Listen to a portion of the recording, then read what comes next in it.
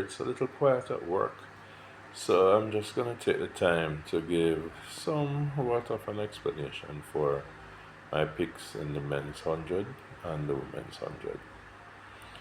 The men's 100, I've picked Kishin to win, Oblique a close second, and Noah a close third.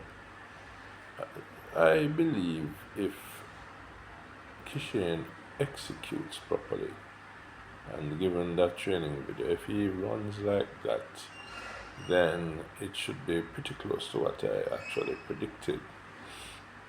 I mean, if it doesn't, then he might not win because Oblique has been stepping very well. In the case of Noah, apart from the fact that I think Kishan and Oblique are intrinsically more talented at the 100 meters, I believe Noah just hasn't had enough time to get it right.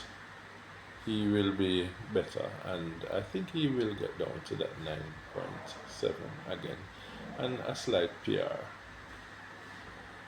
In terms of Kenny, I think it's just so hard to be run at a high level right through the year, and I got the feeling in the Celestia race that he might have been a little stale. I don't know what his coach will do to try and get him back up, but I just don't expect him to be at that level. The rest of it, Simbini, I think his season has been extremely long. I know they tried to double peak, but I think they're trying to double peak him, but I'm not convinced. Akeem Blake, not sure. His coach is relatively new to this, even though his coach was coached by the great Steven. But yeah, that's how I see that one. With respect to the women's 100 meters, I am still not able to choose between Julian Alfred and Melissa Jefferson Wooden. The one head-to-head I saw, it was extremely close. And I think that is the race that actually made Julian and Coach Flo decide. And I don't have any inside information.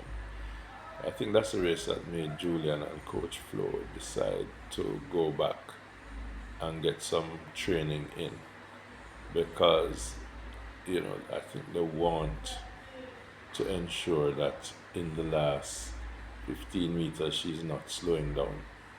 She's slowing down even slower, I should say, than Melissa. That's going to be very interesting. I notice a lot of people are putting Marie-Josée Lou above Tina Clayton. Sorry, I can understand why they would say that, but if I know her handlers, I think Tina will be ready to run a PR. And in my opinion, I call Tina an execution machine, because she goes out and she executes.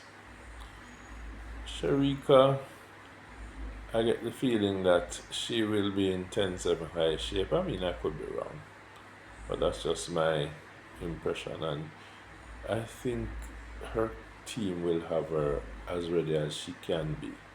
I think my personal opinion is that with Sharika, she's still yet to fully 100% trust her body after the injury that she had just last year.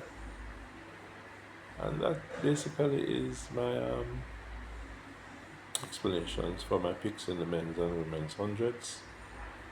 This is Dent Cracker. This has been Track Chat with Dent Cracker.